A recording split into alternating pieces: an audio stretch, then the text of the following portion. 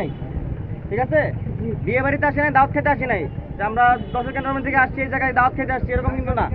আমরা যেহেতু এই জায়গায় আসছি, সুতরাং এই জায়গায় যদি একটা বিড়ালও মারা যায়, কাকও মারা যায়, ওটা রেসপন্সিবিলিটি আমার, বুঝা গেছে? এখন যে বিড়াল না মরার জন্য আমার যা করতে হবে আমি ওটা করবো। আমার এখানে লোকজন আছে, আমি পর্যাপ্ত পরিমাণ লোকজন নিয়ে আসছি, ইকুইপমেন্ট নিয়ে আসছি, অস্ত্র প্রত্যেকটা রাইফেল কিন্তু ফুললি লোডেড, ভিতরে তো অ্যামুনিশন আছে, ঠিক আছে? আপনারা ভাবেন আমি আপনাদের দেখাতে পারি, এই যে আমার পিস্তল পুরোটা কিন্তু অ্যামুনিশন ভর্তি। আমি চাই না আপনাদের উপর কোনো প্রকার আক্রমণ করতে কিংবা কোনো প্রকার কারণ আপনারা যাতে কষ্ট পান, ক্ষতিগ্রস্ত হন, এরকম কিছু করতে চাই না।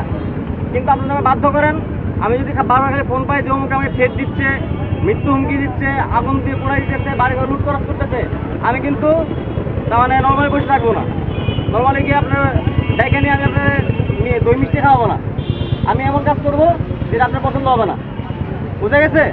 এরকম যদি যাতে না হয়, আপনারা যারা নর্মাল সাধারণ মানুষ আছেন, এই কেদারগঞ্জ থেকে কিন্তু সব কিছু হয়, হেডকোয়ার্টার।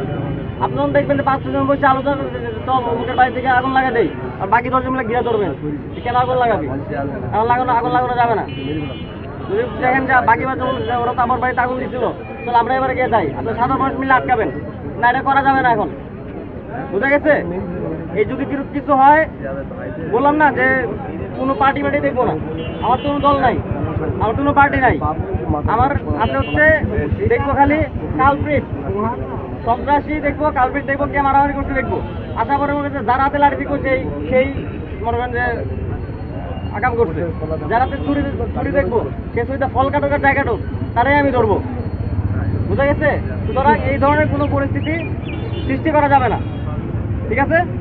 আচ্ছা, ঠিক আছে, ধন্যবাদ সবাইকে। এটা সবাইকে